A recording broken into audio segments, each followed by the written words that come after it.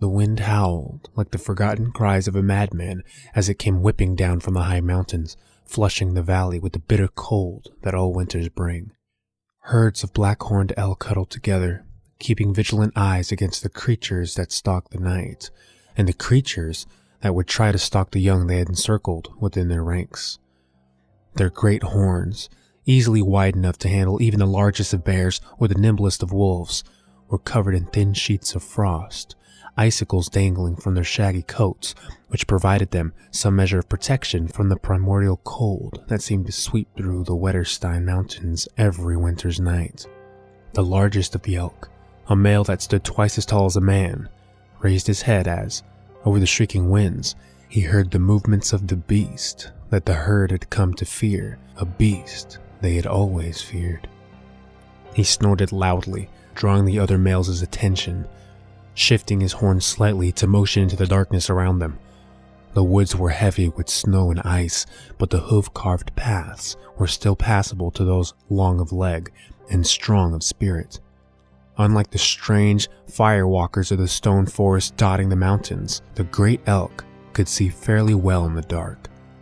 Sitting at just the edge of his vision was the horror that had stalked his herd for the past 3 nights.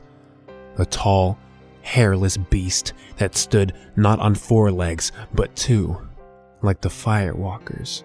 But unlike the frail little creatures, this being's arms reached the ground as it stood, stooped over a snow-covered boulder, watching the herd as a hungry wolf might. But this creature was far more dangerous than any wolf that the great elk had ever encountered.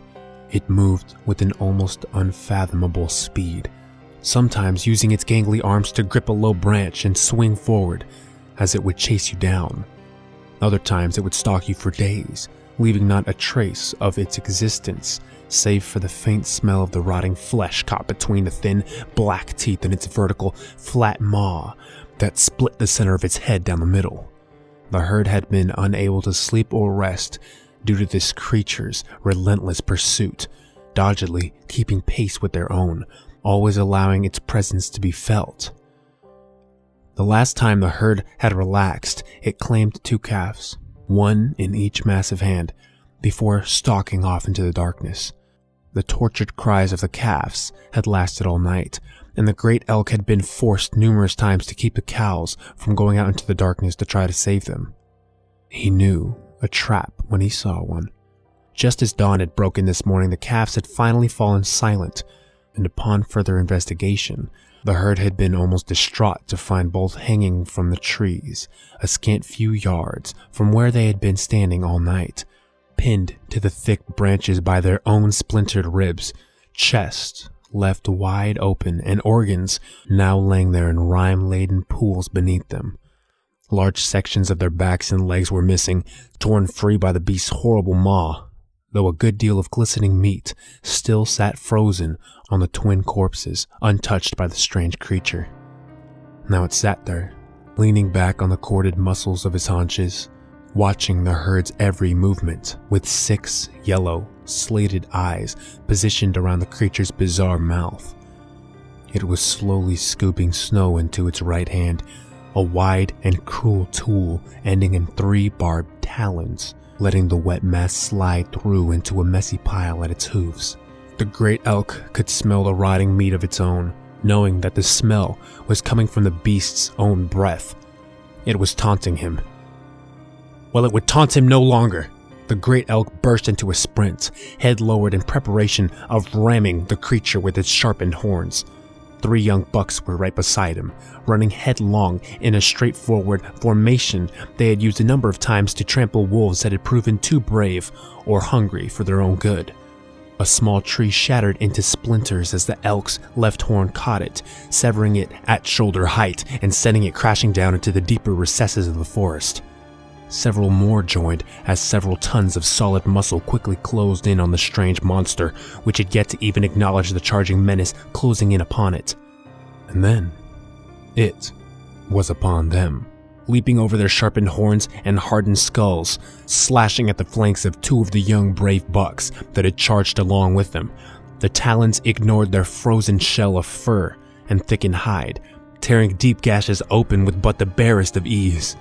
The air now taking on a sickened scent of copper and fear. The young buck didn't even have a chance to shriek in pain, as the beast was immediately upon it, gripping its horns and twisting violently about, snapping his neck like so many dried twigs beneath a hoof. As he twisted and dislocated the skull of the cool corpse about, he rammed it into the chest of another young elk, causing the sharpened bits of horn to rend through his surprised brethren in a most horrid manner, a crimson spray of freezing mist rising up and painting the gray monster's face with splattered traces of fur and meat. The great elk watched in horror as the beast dispatched the last of his younger comrades, breaking its back with a mighty leap from the connected corpses of his younger brethren. The buck yelped in agony, in sync with the sound of its upper spine snapping, just before his head was torn free from cords of thickened muscle and sinew, only to be tossed aside carelessly as the monster casually stepped down from the collapsing body, staring balefully with all 6 yellow slits into the eyes of the great elk. And for the first time in countless seasons, the greatest elk in the herd felt fear. And as he tried desperately to gore the offending monster as it somehow appeared beside him, he howled in anguish and frustration as he felt his 2 front legs snap, dropping him suddenly into the sloshy red snow with a sickening thud. Kicking and bucking in vain, all he could do was wail and cry, doing his best to let the herd know he'd failed in his charge. Failed to keep them safe, and that they needed to run before they too became the creature's next meal. As the warmth of life slowly gave way to the chill of winter, the cold snow pressed around the great elk's muzzle, stained red with his own blood. He could hear the crunching of the snow as the monster slowly patted its way around its body, until the great hooves stopped in his direct line of vision. The pain was intense, and from his vantage point on the ground he could see only one of his severed legs and up to the first joint of the creature's pale, muscled leg. But the great elk could sense the predatory eyes wandering over his body, wondering where next would be the best to cut into, where the great elk had the juiciest selections of savory flesh he could sample. The great elk was to die, and he knew it, because he'd been too sure of himself and his own strength. His younger brethren, too, had fallen prey to their own confidence. It was as cunning as any wolf and as strong as any bear. Their pride had led to their, and by extension, the herd's destruction, this great elk knew. And then, the great elk knew nothing.